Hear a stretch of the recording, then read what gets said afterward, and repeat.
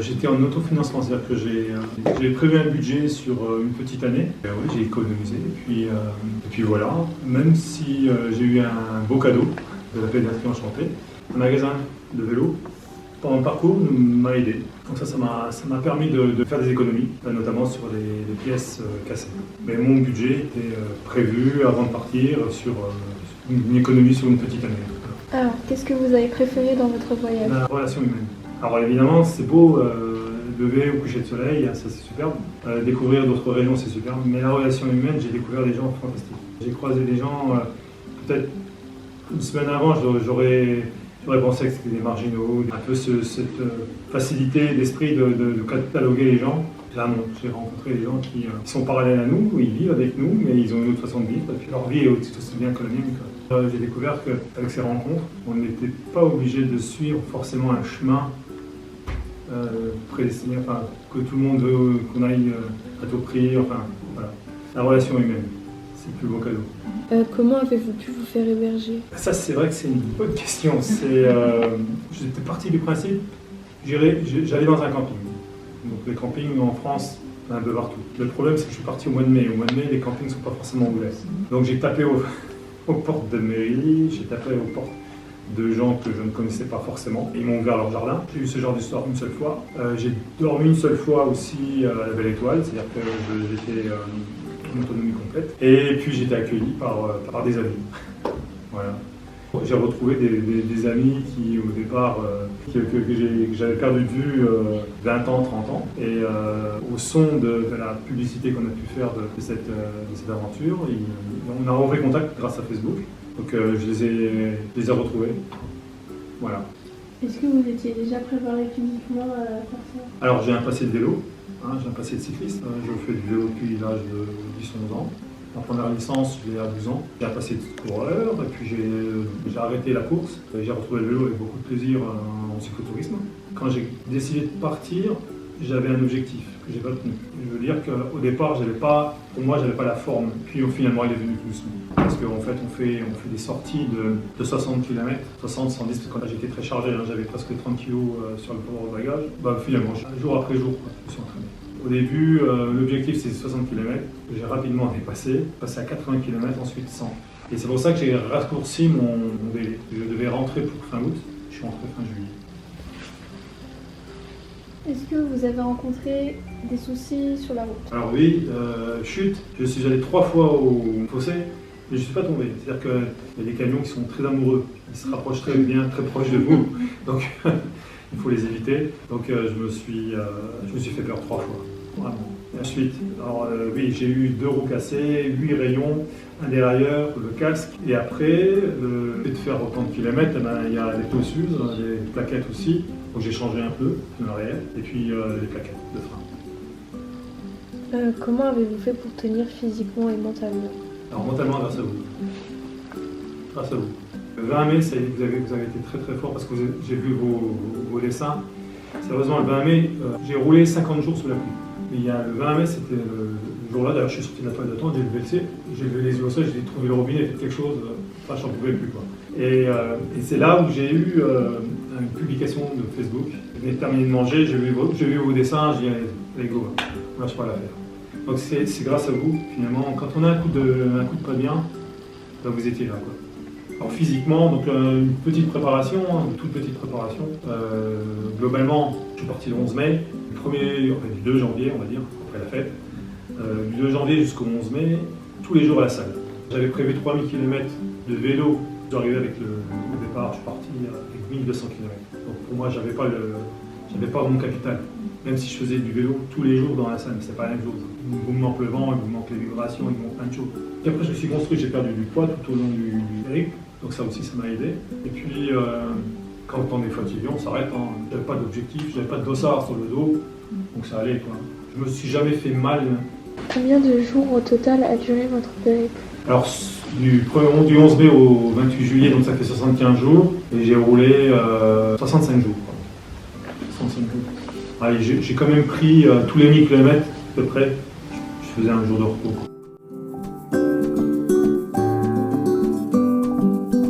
Dès que je pouvais, quand j'allais chercher mon casse-croûte, enfin peu importe, je parlais du projet.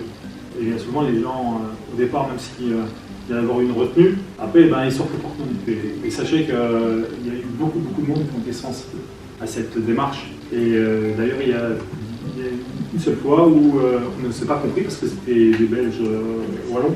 Même en voyant le fanion, ils ont compris que c'était une démarche importante. Et donc on est à 3 045 € sur la cagnotte. Et donc elle continue de vivre encore. On va faire des interventions dans les écoles, sensibiliser le jeune public, parce qu'on a beaucoup d'établissements scolaires qui souhaitent faire connaître ce type d'action solidaire. Et donc du coup, la prochaine étape, c'est ça, avant son grand tour.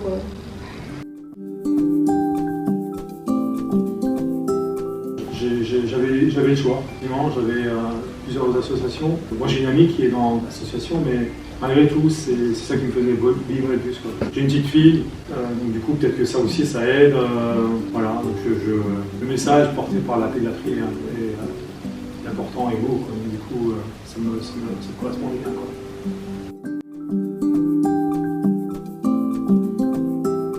Tout de suite, je pense à une maman et ses 2 enfants. C'est une maman qui a déscolarisé ses enfants.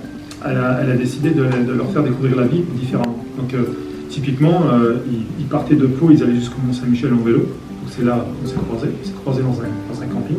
Le soir, on était autour de la table, on était plusieurs vélos sacoches, parce qu'on s'appelait comme ça. Et en fait, elle nous a raconté sa vie, elle nous a raconté la vie qu'elle offrait à ses enfants. Je me suis dit, finalement, c'est peut-être ça qu'il fallait faire. Parce que les enfants, 10 et 12 ans, ils ont une ouverture d'esprit, ils sont intéressés et intéressants. Il a fallu qu'on répare un des vélos. Et ce milieu était à côté de moi et toutes les actions que je menais, il voulait savoir pourquoi. Il fallait que je lui explique. Il était vraiment très intéressé. J'ai trouvé qu'il avait cette culture d'esprit qui était intéressante. Là, il y a de très belles rencontres qui ont duré 5 secondes, sous la pluie, un sourire. C'est bête, mais toujours vélo sacoche, on s'est croisés. On a blagué sur le temps, parce que ça faisait 10 jours qu'il pleuvait, et 10 jours après, il pleuvait toujours. Mais on a blagué sur le temps, ça a duré 5 secondes, et c'est l'image en tête de la personne. J'ai rencontré aussi Peter, un Belge, qui est passionné d'aquarelle. On a pris 2 heures de notre temps de voyager ensemble. On a pu refaire le monde. Voilà. Mais la maman a ses 2 enfants. Ouais, c'est vraiment une belle rencontre.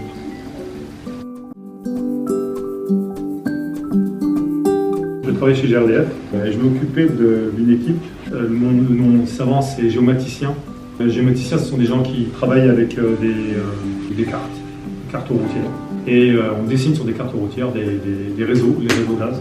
Et on renseigne ces données sur ce qu'on appelle un SIG, un système d'information géographique. J'avais une équipe de 25 personnes qui travaillaient pour le compte de GRDF et qui m'ont soutenu. Tout comme vous. C'est un métier qui m'a toujours plu. Mais de base, je suis électricien.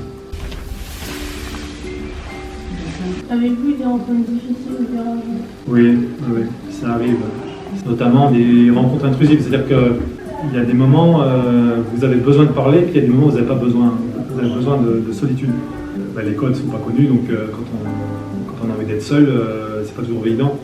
Et quand on est en camping et quand on a des sacoches, les gens ont tendance à venir et vous bombardent des questions, même si au départ vous répondez, pas de souci, mais il y a des fois j'avais vraiment besoin d'être seul. Mais bon, c'est pas dramatique, le lendemain on est sur le vélo et on oublie, et ça arrive. Et je ne pourrais pas vous expliquer pourquoi à un moment donné, 3-4 jours avant, j'avais besoin de parler, puis à un moment donné, j'avais besoin de solitude.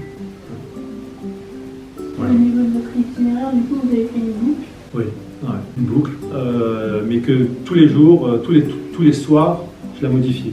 Parce qu'au départ, vous avez une idée de circuit, mais vous ne connaissez pas toute la France. Donc du coup, vous appuyez sur l'application allemande, très rigoureuse, donc pour le dessin.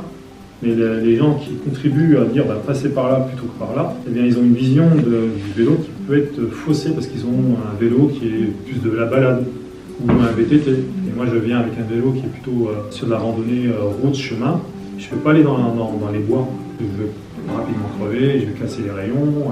De ce fait, j'étais obligé de modifier constamment mon circuit. C'était une aventure sympa parce que ça m'occupait le soir. Voilà. Il y a une anecdote, j'avais choisi un chemin, donc je descends, c'était en Bretagne, j'ai descendu à peu près 6 km, une belle descente. Et une fois que je suis arrivé en bas de la descente, à gauche, j'avais 56 marches et à droite, j'avais des rochers. Ça voulait dire que je pouvais déjà aller nulle part. Et devant moi, j'avais la mer. Donc, on ne peut rien faire. Donc, il faut remonter les 6 km. Là où vous jurez que plus jamais on vous attrapera là-dessus. Donc, voilà. C'est à partir de là, j'ai cru tous les soirs.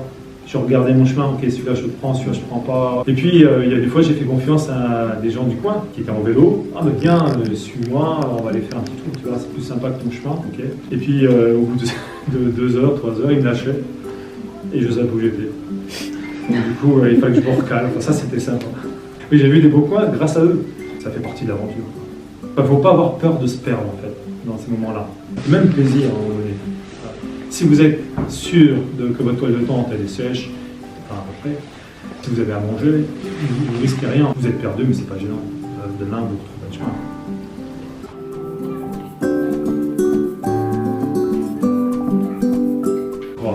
8-9 ans, on est en famille, le repas de famille, et on est chez Tata, qui est la seule télé de la famille. Donc, au mois de juillet, il y avait le Tour de France. Et je ne comprenais pas, et mon papa il m'explique, et c'est resté là. Et oublié. Je pars, je fais mon dossier pour partir, rentrer en retraite, on va dire. Et cling, c'est revenu. Moi j'ai vraiment une image, je dis ouais c'est bon, maintenant je suis libre de toute obligation. C'est bon, j'achète mes sacoches, le vélo je l'avais. J'ai rempli mes sacoches, je pars. Moi je suis au Resto du Cœur, voilà, j'ai un petit passé des déliants quoi. C'est vrai que je décide de partir, je me dis bon rouler pour rouler. Après ça c'est. Voilà. Ah, oui, on se fait plaisir, hein. C'est indéniable. On se fait plaisir, on voit des super trucs. J'ai eu quand même le temps de visiter, on m'a fait visiter des endroits sympas. Puis j'avais entendu parler de ces associations, de faire quelque chose pour une association.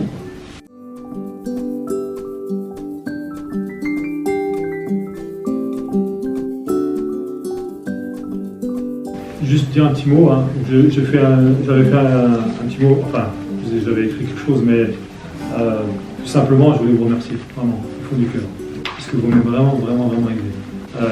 Les dessins, les messages, on n'avait pas de contact direct, et j'avais des messages de Mathilde qui me faisait passer des infos. Et ça a l'air de rien, un bonjour, merci, ça me mettait dans un état, j'ai pédalé grâce à vous. Et où on tournait grâce à vous. Merci encore.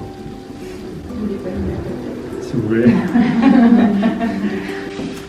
Donc un énorme merci du fond du cœur. Votre force et votre résilience illuminez chaque kilomètre que je parcourais. Grâce à vos mots d'encouragement, vos dessins et votre énergie que je ressentais, je trouvais la motivation de pédaler chaque jour avec une détermination renouvelée. Chaque tour de roue était dédié à vos rêves et à votre courage. Vous étiez les véritables champions de cette aventure. J'étais profondément touché par votre soutien.